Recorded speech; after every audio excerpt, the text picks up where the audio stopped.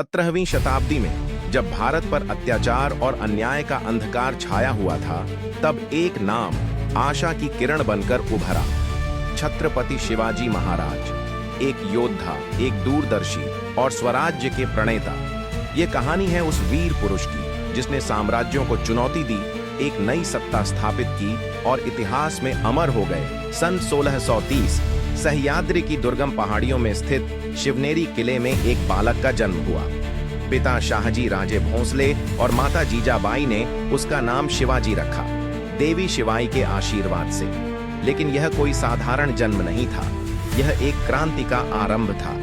जीजाबाई एक तेजस्विनी और साहसी महिला, बचपन से ही शिवाजी को रामायण और महाभारत की वीर गाथाएं सुनाती थीं। उन्होंने शिवाजी के हृदय में स्वराज्य का सपना अंकित कर दिया, एक ऐसा राज्य जो अन्याय और अत्याचार से मुक्त हो। उनकी कहानियां केवल कथा नहीं थी, वे शिक्षाएं थीं जो इस बालक को एक महान योद्धा में परिवर्तित कर रही थी। शिवाजी ने अपने चारों ओर निष्ठावान मावलों की एक सेना संगठित करनी शुरू की, ऐसे योद्धा जो उनके स्वराज्य के सपने को साकार करने में सहायक बने। सन 1645 में उन्होंने अपनी पहली विजय प्राप्त की, आदिल शाही सल्तनत से तोरणा किले पर अधिकार कर लिया।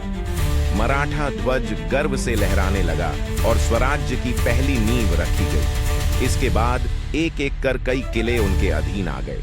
तोरणा, राजगढ़, कोंढाणा, हर जीत ने स्वराज्य की ज्वाला को और प्रज्वलित किया। लेकिन हर सफलता के साथ दुश्मनों की नजर उन पर गड़ने लगी।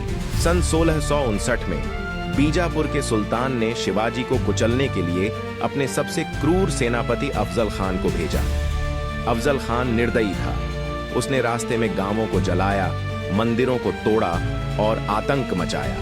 लेकिन शिवाजी जानते थे कि यह लड़ाई केवल ताकत से नहीं बल्कि चतुराई से जीती जा सकती है। उन्होंने अफजल खान को प्रतापगढ़ किले के पास आमंत्रित किया। यह मुलाकात केवल एक संधि नहीं बल्कि एक षड्यंत्र थी। अफजल खान ने धोखे से शिवाजी पर वार करने की कोशिश की, लेकिन शिवाजी पहले से तैयार थे। अपनी वागनख से उन्होंने अफजल खान का अंत कर दिया। यह विजय पूरे दक्षिण भारत में गूंज उठी और मराठों की शक्ति स्थापित हो गई। औरंगजेब ने शिवाजी को एक बड़ी चुनौती के रूप में देखा। सन 1666 में शिवाजी को आगरा में औरंगजेब के दरबार में बुलाया गया। यह एक सम्मान की बैठक प्रतीत होती थी, लेकिन यह एक जाल था। शिवाजी को बंदी बना लिया गया, लेकिन शिवाजी केवल तलवार के धनी ही नहीं बल्कि बुद्धि के भी महान योद्धा थे। उन्होंने एक चतुर योजना बनाई। फल की टोकरी में छिपकर वे अपने पुत्र संभाजी के साथ आगरा से भाग निकले। यह भागने की नहीं बल्कि अपने स्वराज्य को बचाने की लड़ाई थी। आगरा से लौटते ही शिवाजी ने फिर से अपने किलों पर अधिकार करना शुरू कर दिया। उन्होंने अपनी सैन्य शक्ति बढ़ाई, एक सशक्त नौसेना का निर्माण किया और मराठा साम्राज्य को और विस्तारित किया।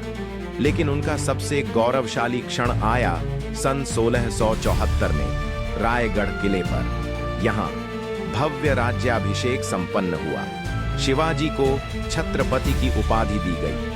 मंत्रों की गूंज, नगाड़ों की ध्वनि और हजारों सैनिकों की जय जयकार के बीच शिवाजी महाराज सिंहासन पर बैठे। स्वराज्य अब केवल एक सपना नहीं था, यह एक सच्चाई बन चुका था। शिवाजी महाराज केवल एक योद्धा नहीं थे, वे एक कुशल प्रशासक, महान रणनीतिकार और अपने लोगों के रक्षक थे।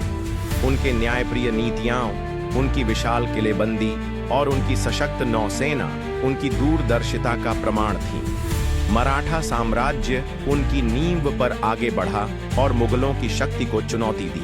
आज भी सह्याद्री की पर्वत श्रेणियों में उनका नाम गूंजता है। उनकी वीरता, उनका स्वराज्य का सपना और उनकी अटूट इच्छा शक्ति आज भी हमें प्रेरणा देती है। छत्रपति शिवाजी महाराज, एक ऐसा नाम जो इतिहास के स्वर्णिम पृष्ठों में सदैव अमर